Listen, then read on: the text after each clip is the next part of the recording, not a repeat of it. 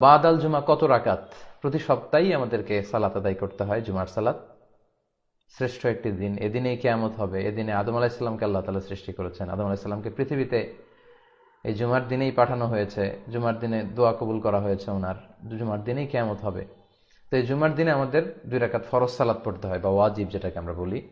তো এর আগে পরে কতটুকু সালাত পড়তে হয়, এটা ছিল ভাইয়ের প্রশ্ন। তো জুমার সালাতের আগে কয় রাকাত, পরে কয় রাকাত? জুমার সালাতের আগে হচ্ছে 2 রাকাত। বিশুদ্ধ মত অনুযায়ী, সুন্নাহসম্মত যেই মত, সেটা হচ্ছে জুমার সালাতের আগে আপনি 2 রাকাত পড়বেন। মসজিদে ঢুকেই 2 রাকাত পড়তে হয়, এটা পড়বেন। ওটা পরে যদি আরো সময় পান আপনি আরো পড়বেন। অর্থাৎ ইমাম সাহেব খুতবা দেওয়ার আগ পর্যন্ত আপনি দুই দুই করে, মা কুদ্দির আলাকা মা কুদ্দির আলাহু, আপনার যতটুকু সুযোগ হয়। তার মানে বোঝা গেল জুমার সালাতের আগে কাবলাল জুমা এটা সুনির্ধারিত নয়, এটা অনির্ধারিত। দুই দুই করে যদ্দুর পড়া যায়। আচ্ছা, আর বাদাল জুমার ক্ষেত্রে সহি সুন্নাহ যেটা এসেছে 4 রাকাত। বাদাল জুমা আপনি পড়বেন 4 রাকাত যদি মসজিদে পড়েন।